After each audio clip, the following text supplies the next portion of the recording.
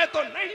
बेशक। नारे तकबीर, नारे रिसालत, मजहबे इस्लाम, मजहबे इस्लाम, मिर्जागंज का सुन्नी मुसलमान, जश्न रहमत आलम कॉन्फ्रेंस, नारे तकबीर, नारे रिसालत, जिंदाबाद। ये पानी दो मजे जबान बताएगी, है ना। इसीलिए हुक्म दिया गरारा कर, रोजा है तो एहतियात भी रख। पानी अगर अंदर चला गया तो रोजा भी है? बोले वो तो धोखे से चला गया, धोखे से भी चला जाएगा तब भी टूट जाएगा, है ना। हाँ, तुझे पता ना हो कि मेरा रोजा है तो एक बाल्टी पीने से भी नहीं जाएगा। याद रहेंगी ये बातें, है ना। इस पानी के लिए बड़े बड़े अफसाने कहें, ये बड़ी नेमत है अल्लाह की, है ना। मगर इसके जलवे तो देखो, ऊपर भाप बन के उड़े तो उसे बादल कहते हैं जी। ऊपर से नीचे आ जाए तो उसे बारिश कहते हैं, बरस के बह जाए तो उसे दरिया और नाला कहते हैं, बरस के जम जाए तो उसे बर्फ कहते हैं, और जम के बरसे तो उसे ओला कहते हैं, और एक जगह इकट्ठा हो जाए तो उसे तालाब और पोखर कहते हैं। यही पानी आदमी की आंखों से निकले तो आंसू कहते हैं, मुंह से निकले तो थूक कहते हैं।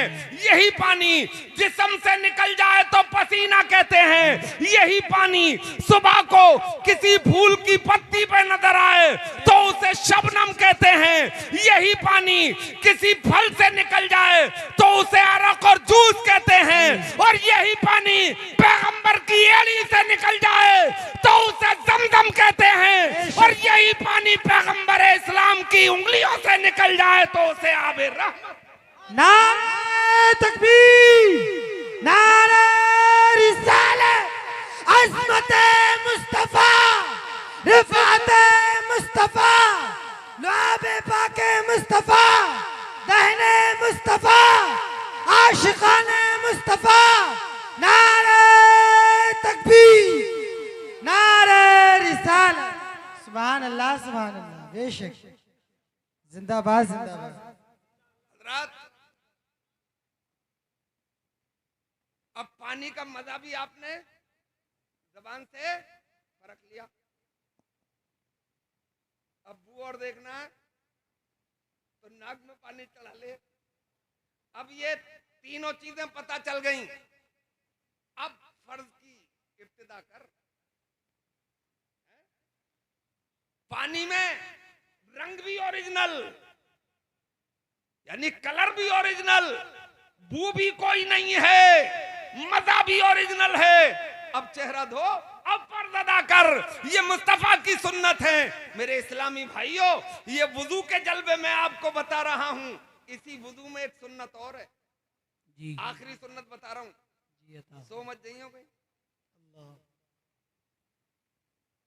मिसवाक करना भी सुन्नत, और इतनी महबूब सुन्नत कि जब मुस्तफा जाने रहमत विसाल फरमा रहे थे तो उस वक्त भी आप मिसवाक फरमा रहे। मुख्तसर बात बता रहा हूं, ये बुर्श का युग है ना, तबाह कर दिए दांत इस बुर्श ने, है ना। थोड़ा मॉडर्न हो गया, बोले वो कीमती वाला लाया हूं 70 या 75 रुपए का। अरे वो तो 150 रुपए का है। अल्लाह। अरे कमबख्त, जब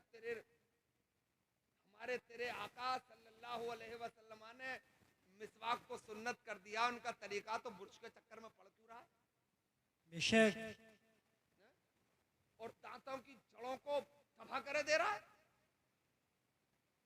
अच्छा, जैसे 3-3 बार दांत मांजे जा रहे हैं बुर्श से, भाई ऐसा यार 24 घंटे में दांतों में क्या भर जाता है? रिगड़े पड़ा है बुर्श से, दांतों की परत खराब, दांतों की जड़ें तबाह।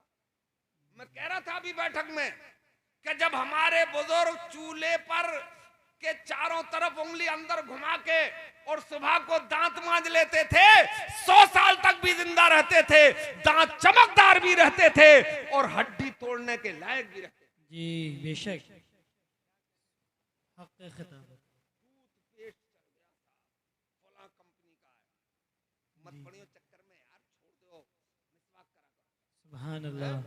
आम के आम और गुठलियों के दाम ना, लगेगा, आदत बनेगी तो लगेगा, जी जैसी आदत डाल लोगे ऐसा हो जाएगा, है ना।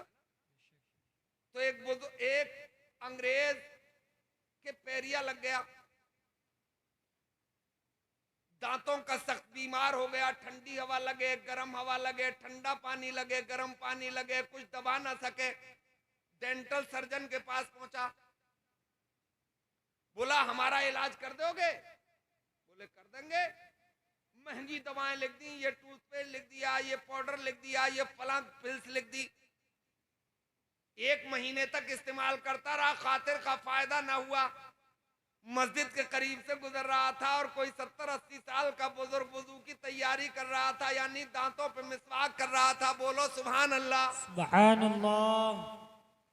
उसने देखा अंग्रेज ने कि यार ये रूढ़ीवादी बुड्ढा पुरुष के युग में, टूथपेस्ट के जमाने में दांतों से दुश्मनी निकाल लिया, रुक गया। बोले बाबा क्या कर रहे हो, ये दांतों पे लकड़ी क्यों घुमा रहे हो? बोले खामोश हो जा।